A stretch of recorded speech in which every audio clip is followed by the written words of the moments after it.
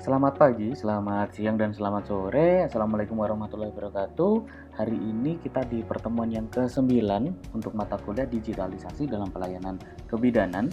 Hari ini kita akan membahas mengenai evaluasi dari aplikasi. Mungkin langsung saja ke indikator penilaiannya. Yang pertama, mahasiswa mampu memahami dan juga membuat konsep aplikasi dari ide. Yang kedua, merencanakan kebutuhan aplikasi. Yang ketiga, memilih platform untuk membuat desain aplikasi. Yang keempat, membuat desain berdasarkan teori desain. Yang kelima, melakukan pengujian desain aplikasi. Yang keenam, melakukan revisi aplikasi berdasarkan evaluasi. Membuat konsep aplikasi dari ide. Dalam membuat aplikasi, kita harus mendapatkan ide dan juga masalah yang sedang terjadi. Hal ini akan membuat Anda berpikir kreatif untuk mendapatkan sebuah ide dalam membuat aplikasi yang Anda inginkan. Lihatlah sekeliling Anda, sebab dalam setiap produk dan layanan yang Anda gunakan saat ini, semuanya diciptakan untuk memecahkan semua masalah Anda. Karena itu, carilah masalah dalam kehidupan sehari-hari, lalu masukkan semua masalah tersebut ke dalam suatu daftar masalah. Jika telah lengkap, maka mulailah memikirkan bagaimana Anda dapat mengatasi masalah tersebut dengan cepat, efisien, serta masuk akal. Jadi sebelum kita membuat sebuah aplikasi, kita harus tahu dulu sebenarnya kebutuhan saat ini itu seperti apa, masalah yang sedang terjadi itu seperti apa. Jadi kalau misalkan kita bilang di dunia kebidanan, jadi kita harus tahu sekarang itu kebutuhan dari bidan itu seperti apa, masalah yang dihadapi oleh bidan itu seperti apa. Jadi nanti kalau misalkan kita sudah tahu masalah yang sedang terjadi dan juga masalah yang sedang tren yang dialami oleh bidan, kita baru tahu, oh, kita perlu membuat aplikasi yang seperti ini gitu. Misalkan suatu hari seorang bidan itu mengalami kesulitan untuk memecahkan masalah apabila ingin membuat schedule dengan pelanggan, misalkan seperti itu. Misalkan ada ibu-ibu hamil, dia ingin mendaftarkan diri untuk mendapatkan pelayanan dari seorang bidan yang sedang praktek pribadi begitu. Tetapi di sana bidannya itu mengalami kesulitan dalam mengatur jadwal karena saking banyaknya mungkin yang membuat schedule dengan bidan tersebut. Nah, kita dari konsep masalah itu bisa membuat aplikasi untuk pendaftaran dan juga schedule pertemuan antara pelanggan atau ibu hamil tadi dengan bidan. Berikutnya adalah merencanakan kebutuhan aplikasi. Jadi lakukan analisis untuk mengidentifikasi kebutuhan para pelanggan. Jadi yang dibutuhkan apa saja. Kalau misalkan tadi kita sudah tahu masalah yang sedang terjadi adalah harus diciptakannya aplikasi untuk scheduling, untuk janji temu dengan bidan. Nah, kita harus menganalisis dan mengidentifikasi kebutuhannya itu seperti apa. Contohnya, di aplikasi tersebut harus bisa mencantumkan nama dari si pelanggannya. Jadi misalkan harus dilakukan registrasi dulu, tetapi setelah registrasi nanti pelanggan harus login, misalkan seperti itu. Nanti setelah login baru bisa menentukan schedule yang ada di situ. Jadi kalau misalkan schedule-nya itu sudah dipilih jamnya, itu tidak akan bisa dipilih lagi. Misalkan seperti itu. Dan juga bisa menampilkan bukti telah mendaftar. Nah, hal yang seperti itu harus diidentifikasi. Jadi kebutuhan seperti apa, menunya mungkin nanti apa saja. Terus kemudian mungkin di situ nanti bisa tahu hasil dari cek yang sudah dilakukan setelah menemui bidan, mungkin catatan-catatan yang diberikan. Nah, semacam kayak gitu harus dipertimbangkan dan juga harus di list. Tahap berikutnya adalah memilih platformnya. Jadi, apakah aplikasinya itu berbasis web atau desktop? Apakah hanya bisa dijalankan di Android, iPhone, atau keduanya juga bisa? Nah, ini juga harus dipertimbangkan. Jadi kalau misalkan aplikasinya berbasis web, berarti kita harus membutuhkan browser, biasanya begitu. Kalau misalkan kita menggunakan browser, berarti semua model handphone dari yang jadul maupun yang terbaru itu bisa mengakses. Atau kita menggunakan desktop. Kalau desktop itu harus dilakukan penginstalan. Apakah hanya bisa ditampilkan di laptop atau bisa diakses menggunakan Android atau iPhone, atau aplikasi tersebut itu khusus untuk Android saja atau khusus untuk iPhone. Karena apabila kita menggunakan aplikasi yang harus menginstal, yang juga bisa di-share di Play Store seperti itu, kita harus menentukan semakin bisa diaksesnya di Play Store dan juga App Store yang punyanya iPhone, kita akan membutuhkan dana yang lebih banyak. Jadi harus dipertimbangkan. Jeleknya aplikasi yang berbasis web adalah dia itu bisa dibobol oleh orang yang tidak bertanggung jawab. Jadi keamanannya itu lebih rentan.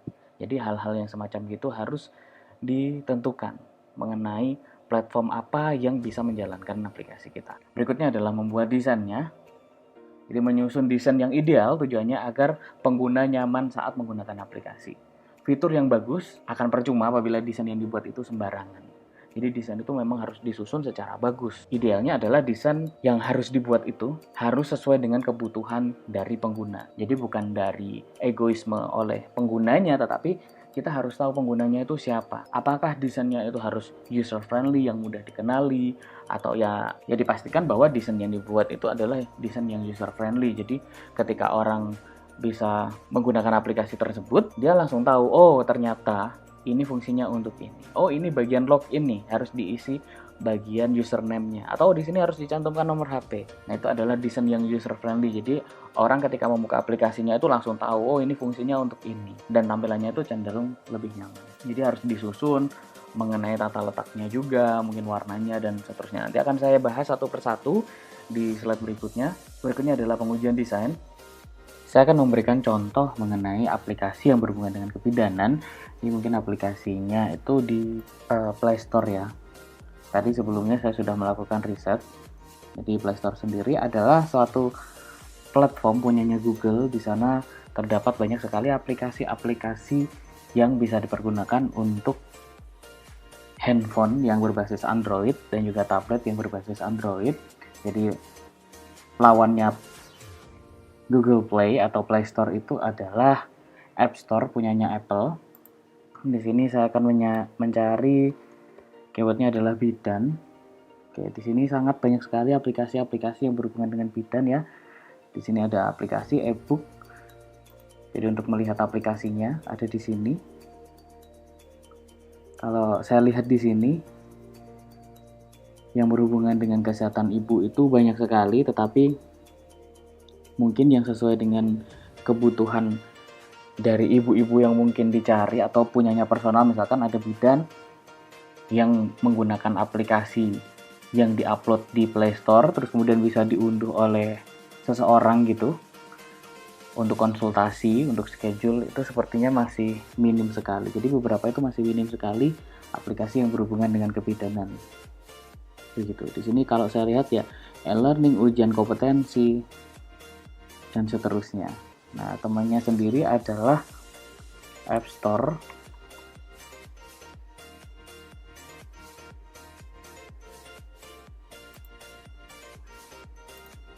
Jadi App Store sendiri punyanya iOS atau Macintosh.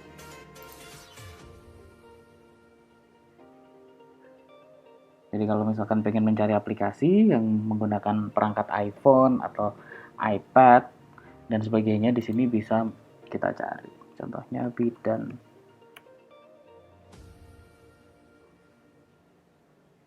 Masih loading ya.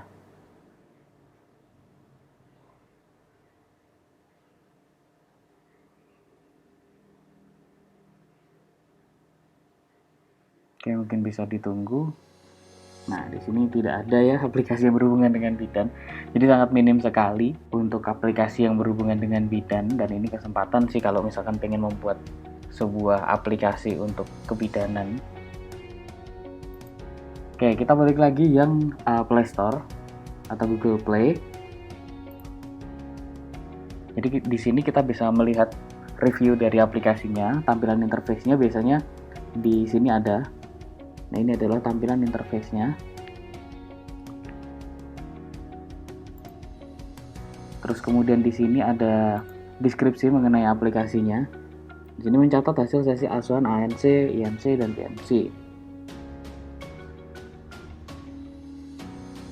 Terus kemudian di sini yang download itu hanya 141 orang saja, jadi sangat minim sekali. Ratingnya 4.1. Rating ini sangat penting sekali ya untuk masukan atau feedback dari aplikasi dari pengguna kepada orang yang membuat aplikasinya. Oke, mungkin pada saat memasukkan tanggal dan seterusnya. Nah, ini mungkin perbaikan-perbaikan yang bisa dilakukan oleh si pembuat berdasarkan user yang menggunakan. Begitu.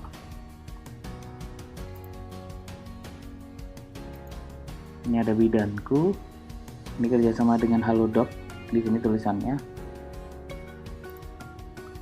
Ini untuk mengelola kunjungan pasien Anda dan seterusnya. Kartu edukasi. Yang download hanya 109 saja. Ini kalau misalkan dibandingkan dengan aplikasi yang lain, ini sangat minim sekali penggunanya. Mungkin marketing itu juga sangat penting sekali ya untuk menyebarluaskan aplikasi ini. Jadi selain kita membuat aplikasinya, kita juga harus pintar menyebarkan atau menginformasikan kepada masyarakat bahwa ada loh aplikasi ini dan bisa dipakai. Di sini banyak sekali ulasan-ulasannya. Ya, ada yang positif, ada yang negatif. Biasanya yang negatif itu ya berupa masukan untuk perbaikan atau fitur tambahan begitu.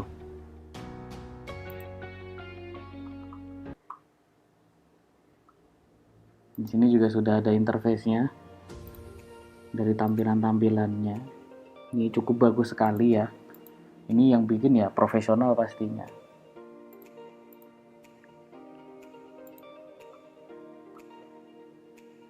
Ada juga selain ini ya, selain pendaftaran atau konsultasi itu juga banyak sekali hal yang bisa kita buat yang berhubungan dengan kebidanan. Bisa juga seperti kamus kebidanan atau video edukasi untuk simulasi di bidang kebidanan dan seterusnya.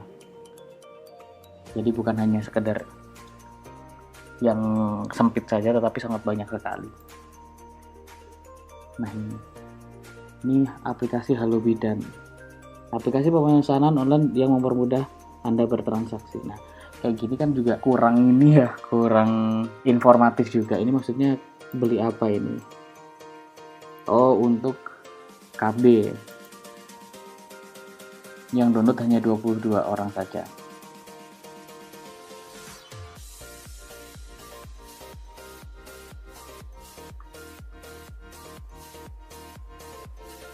Oke, mungkin itu untuk aplikasi. Mungkin di pertemuan berikutnya kita bisa membuat aplikasi secara bersama-sama dan akan saya demonstrasikan terlebih dahulu.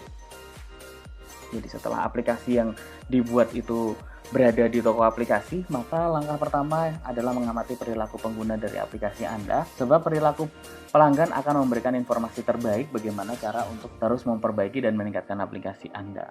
Jadi kalau misalkan kita pengen tahu nih aplikasi kita itu sudah sejauh apa sih gitu, apakah sudah bagus bisa diterima oleh banyak, itu biasanya kalau kita lihat ya, itu di ulasan-ulasan dari ketika di-download atau mungkin di aplikasinya itu perlu dicantumkan feedback ya atau umpan balik dari pelanggan misalkan untuk masukan aplikasinya. Nah, itu biasanya dilihat dari bagian itu. Jadi alangkah lebih baiknya ketika kita tidak share, mungkin tidak share di Play Store atau App Store, pastikan bahwa aplikasi yang kita buat itu bisa memberikan fitur untuk pelanggan, memberikan masukan-masukan untuk perbaikan dari sistemnya. Jadi lebih bagusnya seperti apa, mungkin ada beberapa hal yang perlu dipertimbangkan, mungkin begitu. Mungkin ada masukan-masukan mengenai desainnya yang kurang bagus atau mungkin sekedar penambahan fitur. Ya, teori desain. Jadi untuk teori desainnya saya akan membahas di sini mengenai user interface sampai bagian-bagian titik terkecil dari sebuah desain interface atau tampilan antarmuka. User interface atau tampilan antarmuka pengguna merupakan bagian yang penting dalam sebuah sistem atau aplikasi. User interface atau disingkat UI adalah bagian dari sistem yang digunakan untuk berinteraksi langsung dari pengguna. Antarmuka pengguna atau user interface atau UI adalah suatu istilah yang digunakan untuk menggambarkan tampilan dari mesin atau komputer yang berinteraksi langsung dengan pengguna. Desain dan penyusunan tampilan antarmuka perlu diperhatikan untuk menghasilkan tampilan yang bagus. Antarmuka pemakai atau user interface dapat menerima informasi dari pengguna atau user dan memberikan informasi kepada pengguna atau user untuk membantu mengarahkan alur panel penelusuran masalah sampai ditemukannya suatu solusi. Jadi user interface itu adalah tampilan ya. Jadi yang tampil pada handphone, pada aplikasi di situ itu merupakan user interface. Kalau misalkan semua yang tampil di handphone, itu misalkan menu pesan, internet, galeri, dan seterusnya, itu adalah user interface yang diberikan oleh pengembang. Pengembangnya siapa ya? Sesuai dengan handphonenya tadi, merek handphonenya tadi. Kalau misalkan handphonenya itu mereknya Oppo ya, berarti yang mengeluarkan user interface-nya itu dari Oppo. Kalau misalkan adik-adik buka aplikasi misalkan di sana di tampilan Windows 10 ya, Windows 10 di sana ada menu start-nya, ada Explorer dan seterusnya, ada taskbar di bawahnya. Nah, itu yang buat user interface-nya itu adalah Microsoft. Contoh konsep luas user interface mencakup aspek interaktif, sistem operasi komputer, perkakas tangan, operator kontrol mesin berat, dan proses kontrol. Pertimbangan desain yang berlaku saat membuat user interface berkaitan dengan ergonomik dan psikologi. Jadi, pembuatan user interface itu basicnya adalah ergonomik. Ergonomik itu ke arah kenyamanan ya, kenyamanan dari pengguna dan juga psikologi. Jadi, mempengaruhi psikologi begitu. Jadi, dipertimbangkan dari unsur kenyamanan dan juga psikologi dari penggunanya. User interface yang ada untuk berbagai sistem dan menyediakan cara yang pertama adalah input, memungkinkan pengguna untuk manipulasi sistem. Jadi perintah-perintah yang diberikan oleh si usernya, menggunakan keyboard, mouse, dan seterusnya. Nah, itu bagian dari input. Output adalah memungkinkan sistem untuk menunjukkan efek manipulasi pengguna. Jadi berdasarkan input yang diberikan ya, perintah-perintah misalkan mau menggambar lingkaran, kotakan, atau segitiga begitu. Nah, outputnya itu adalah untuk hardware-nya itu adalah layar ya, di situ ditampilkan di dalam layar. Nah, di sana menampilkan semua efek manipulasi atau perintah yang diberikan oleh si penggunanya. User interface ada dua jenis. Yang pertama adalah Graphical User Interface atau GUI, menggambarkan unsur-unsur multimedia seperti gambar, suara, video untuk berinteraksi dengan pengguna. Jadi Graphic User Interface ini merupakan bagian dari user interface yang lebih grafis ya, yang lebih ada warna-warnanya, mungkin video yang tampil di situ, terus kemudian ada suara-suaranya. Nah, itu merupakan graphic user interface. Jadi kalau misalkan adik-adik menggunakan laptop, nah itu semua tampilannya yang ada di situ, misalkan menggunakan Windows 10, itu adalah tampilan dari user interface yang berbasis graphic user interface atau GUI. Nah, ada juga yang namanya text based menggunakan sintak atau rumus yang sudah ditentukan untuk memberikan perintah. Jadi text based ini lebih kayak memberikan perintah kepada suatu aplikasi begitu untuk menjalankan sesuatu. Jadi perintahnya apa, kemudian diketikkan di layar tersebut. Nah, itu text based dan sekarang sudah jarang dipakai. Jadi kalau misalkan dipakai pun juga hanya tertentu saja. Karena lebih merepotkan karena harus memberikan perintah yang harus sesuai dengan harus sesuai dengan aturannya. Jadi kalau misalkan ada yang typo, terus ada yang kurang, nah misalkan seperti itu akan berefek bahwa sistem yang ada di sana, misalkan kita memberikan perintah itu tidak akan berjalan.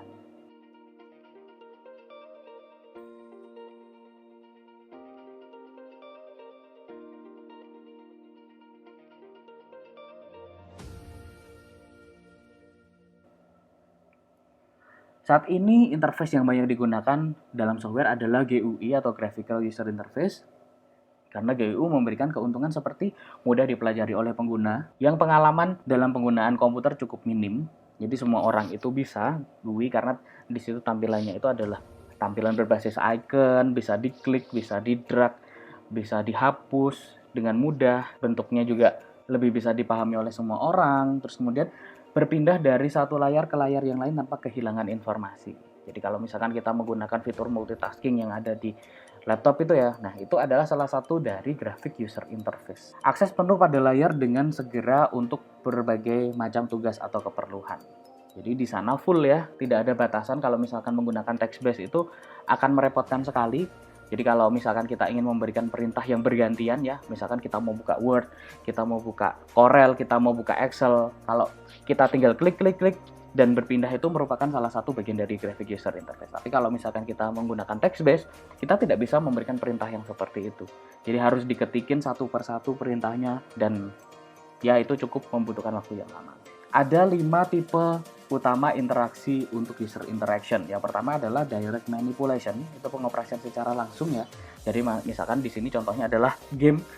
Jadi kalau misalkan kita itu pengen geser ke kiri, misalkan pemainnya dia akan ke kiri. Seperti halnya kalau misalkan kita memberikan perintah yang ada di sana menggunakan mouse ya, mouse-nya kan digeser ke kanan, dia pindah ke kanan. Nah, itu merupakan direct manipulation atau pengoperasian secara langsung, interaksi langsung dengan objek pada layar.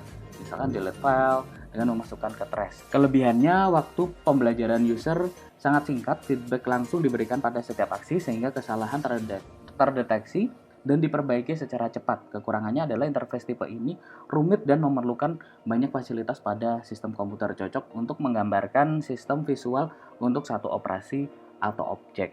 Jadi direct manipulation ini adalah pemberian perintah ya secara langsung. Yang kedua adalah menu selection. Pilihan berbentuk menu, memilih perintah dari daftar yang disediakan. Misalkan saat klik kanan dan memilih aksi yang dikehendaki. Kelebihannya user tidak perlu ingat nama perintah. Pengetikan minimal, kesalahan rendah. Kekurangannya adalah tidak ada logika AND atau OR. Perlu ada struktur menu jika banyak pilihan. Menu dianggap lambat oleh expert user dibanding command language. Jadi kalau command language itu lebih arahnya yang text based. Jadi menu selection itu adalah perintah yang diberikan yang sudah disediakan di situ ya, fitur-fiturnya ya, misalkan klik kanan atau kita klik file new, file edit. file, delete, dan seterusnya. Tahu ya kalau kita menggunakan Microsoft Word itu. Nanti akan saya praktekkan mana yang namanya direct manipulation, mana yang namanya menu selection. Berikutnya adalah form fill in atau pengisian form, mengisi area-area pada form. Contohnya adalah stock control. Kelebihannya adalah masukkan data yang sederhana, mudah dipelajari. Untuk kekurangannya memerlukan banyak tempat di layar. Harus menyesuaikan dengan form manual dan kebiasaan dari user.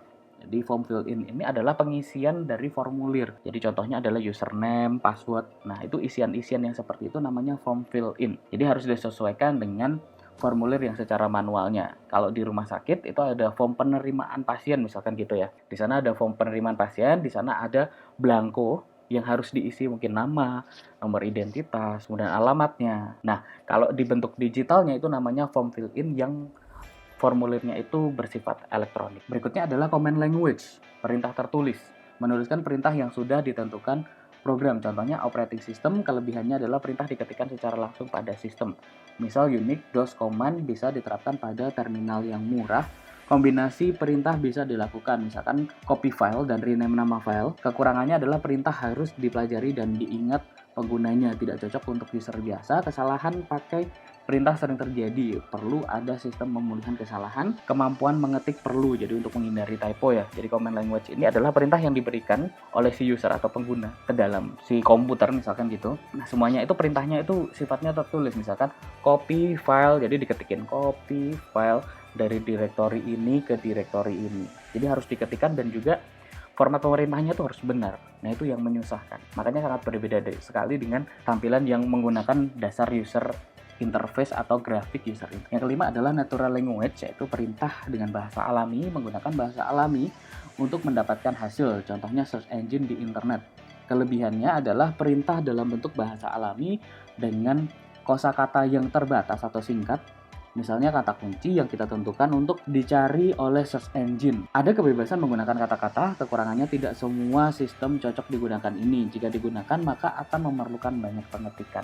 Jadi natural language ini juga dipakai di komputer, tetapi lebih umum itu dipakai di search engine.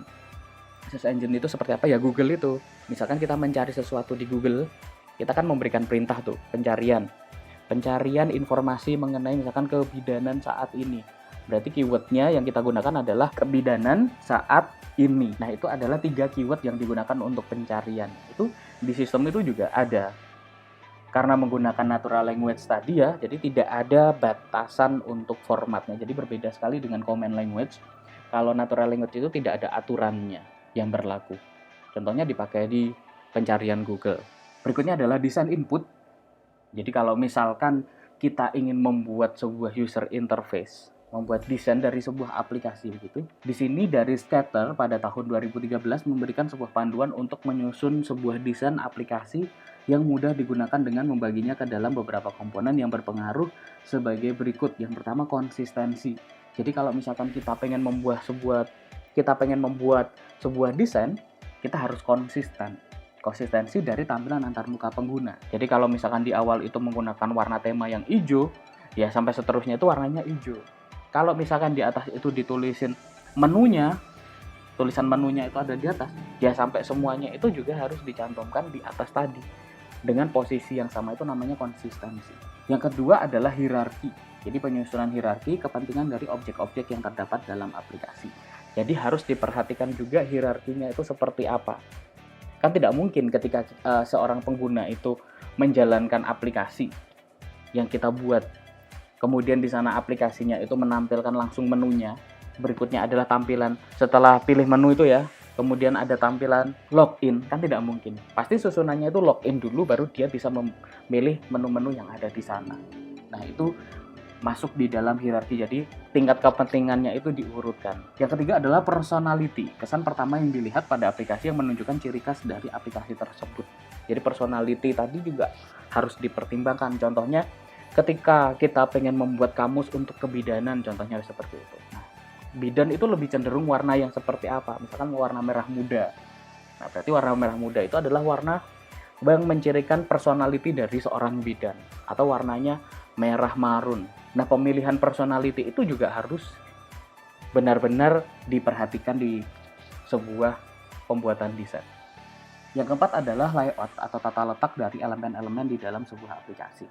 Untuk bagian layout ini masuknya adalah ketika kita ada menu di sana, terus kemudian ada tampilan. Nah, itu posisi-posisi yang pantas itu ditentukan di bagian itu. Jadi ada yang modelnya itu mencantumkan menu yang di sebelah kiri, ada juga mencantumkan menu yang di atas. Contohnya ketika di Word ya, di Word itu ada yang namanya menunya itu ada di atas, dan di bawah itu adalah halaman untuk bekerja.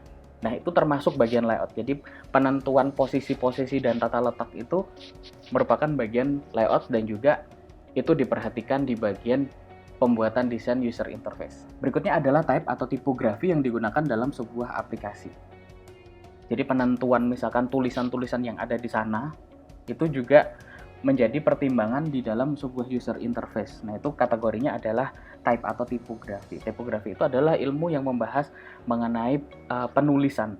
Yang keenam adalah color atau penggunaan warna yang tepat digunakan pada sebuah aplikasi.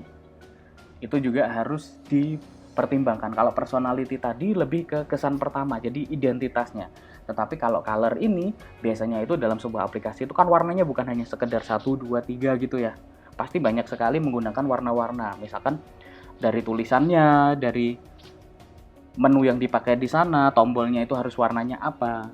Nah, itu juga harus diperhatikan di sana. Karena ketika kita menggunakan warna yang kontrasnya itu sama ya, jadi tidak terlalu kontras ya, misalkan satunya itu menggunakan warna kuning dipadukan dengan warna putih. Nah, itu kan tidak cocok. Jadi juga harus diperhatikan di sana. Yang ketujuh adalah imagery, penggunaan gambar, icon, dan sejenisnya untuk penyampaian sebuah informasi di dalam aplikasi. Jadi kalau misalkan kita menggunakan gambar, icon, untuk mewakili dari suatu, misalkan tombol simpan, nah bisa diwakili dengan tombol gambar disket. Pernah tahu ya disket ya? Nah, itu juga ada di dalamnya. Yang kedelapan adalah control and affordances. Elemen dari antarmuka pengguna yang dapat digunakan untuk berinteraksi dengan sistem melalui sebuah layar. Jadi control dan affordances ini adalah tombol yang digunakan. Itu juga harus diidentifikasikan secara benar. Jadi agar tombolnya itu juga bisa tersampaikan ini maksudnya tombol apa. Dan juga untuk jumlahnya itu biasanya tidak terlalu berlebihan di sana. Itu juga perlu adanya cross check dan juga perhatian yang khusus. Berikutnya adalah material design. Di bagian material design ini ada 3 hal yang diperhatikan dalam membuat sebuah user interface. Yang pertama adalah layout, yang kedua yang pertama adalah layout, yang kedua adalah warna, yang ketiga adalah kontrol. Material design merupakan sebuah kerangka kerja untuk desain visual produk Google. Seluruh produk dari Google mengacu pada panduan desain yang disebut sebagai material design guidelines. Jadi kalau misalkan kita pengen membuat sebuah aplikasi yang bisa diterima, nah ini Google itu sudah melakukan riset. Jadi ada 3 hal yang harus diperhatikan ketika kita itu pengen membuat sebuah user interface atau tampilan dari aplikasi. Yang pertama adalah layout. Di dalam material design, elemen layout dikelompokkan menjadi 5 kategori.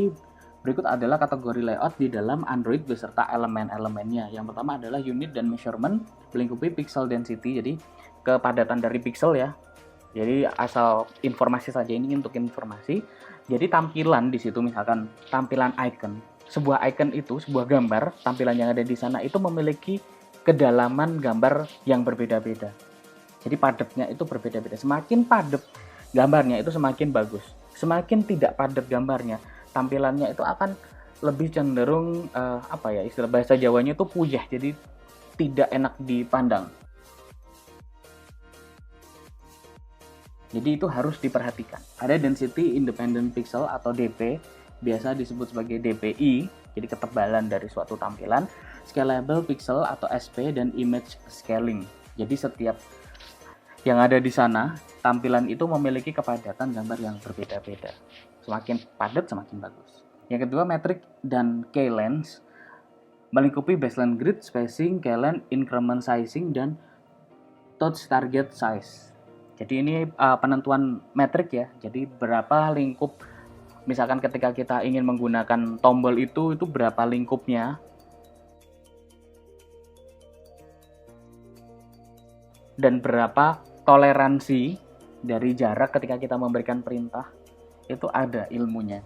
Terus kemudian structure melingkupi UI region, toolbar, app bar, system bar, set navigation, dan weight frames. Jadi ini lebih ke arah layout yang secara umum begitu ya, tampilannya dari keterangannya di mana, menunya ada di mana.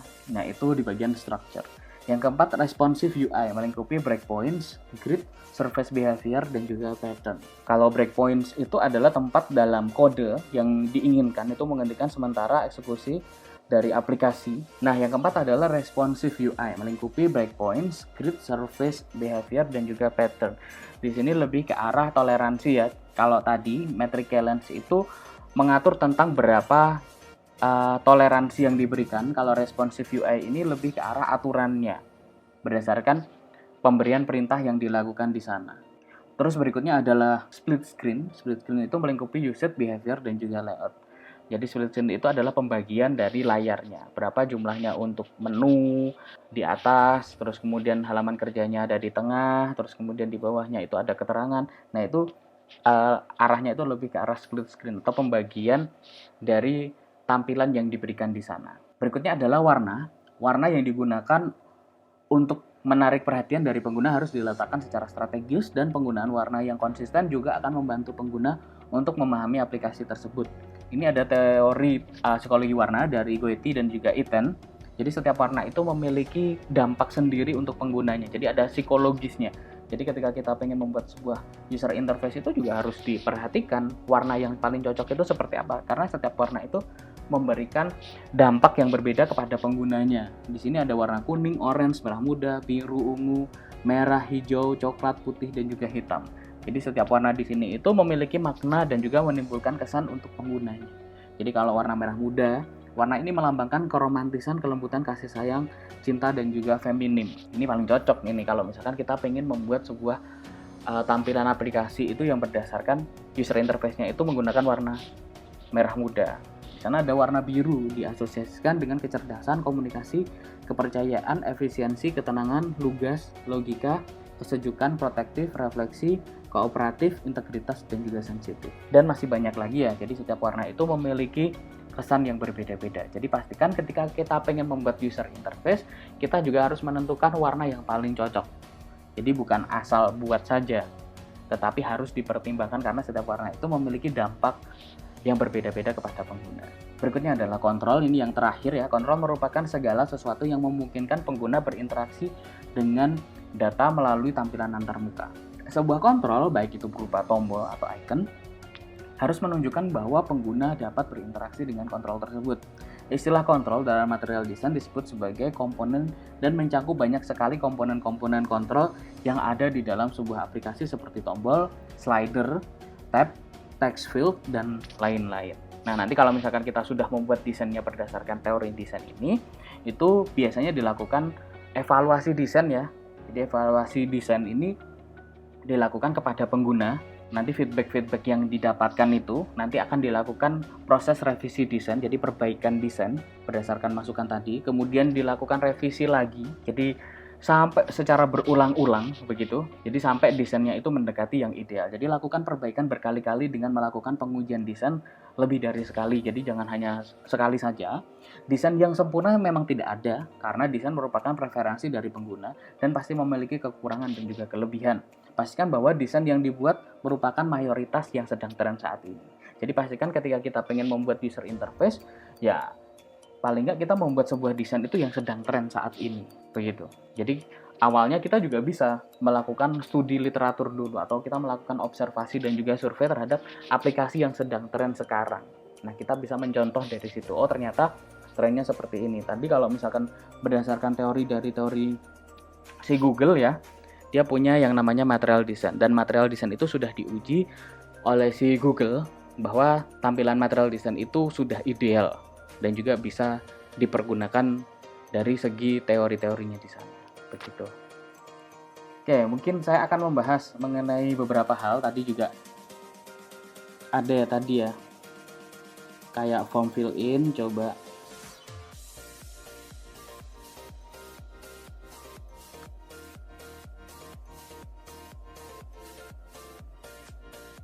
Oke, direct manipulation berarti di sini contoh tipe-tipe interaksi. Direct manipulation itu ya manipulasi secara langsung ya. Jadi kalau misalkan di sini ada mouse ini digerakkan saya ini secara langsung. Nah, ini namanya direct manipulation. Terus kemudian di sini misalkan saya pengen mengetikkan sesuatu, nah ini namanya juga direct manipulation.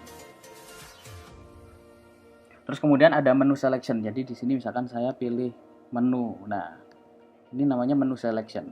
Ini istilah yang digunakan di dalam sebuah user interface. Terus ada form fill in, itu untuk pengisian form. Jadi kalau misalkan di sini contohnya edit, fine, coba. Nah, ini masuk dalam form fill in. Jadi isian pemberian perintah. Kalau command language ini lebih ke arah pemberian perintah secara langsung. Contohnya misalkan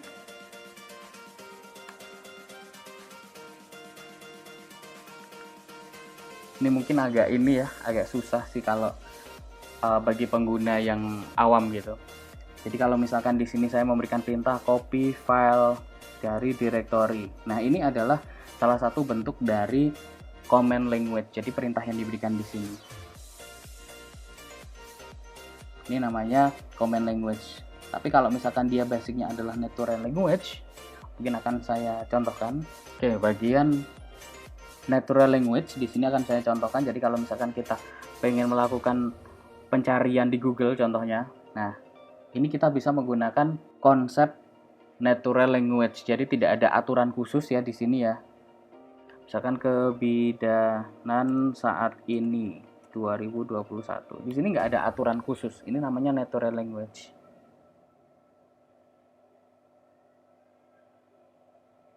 Dan itu beberapa diimplementasikan juga di aplikasi tapi level tinggi ya. Namanya bahasa XML. Mungkin tidak akan kita pelajari di sini karena bahasanya itu tingkat tinggi dengan menggunakan bahasa natural language. Jadi XML itu adalah Executable Markup Language, ada bahasa yang diciptakan dari W3C.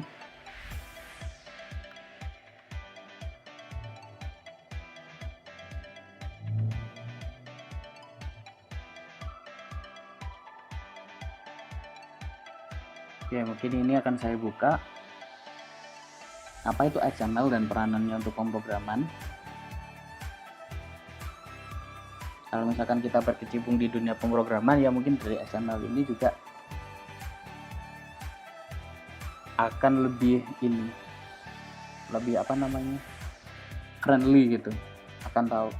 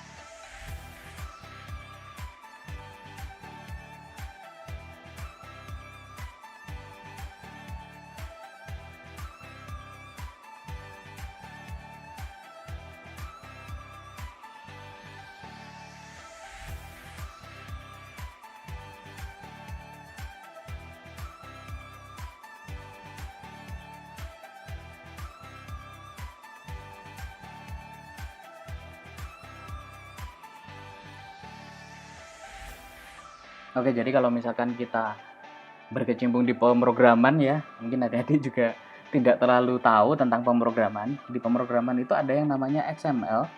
XML itu di sini XML dirancang khusus untuk menyampaikan informasi menggunakan www. Jadi ekstensinya itu berakilan dari titik XML.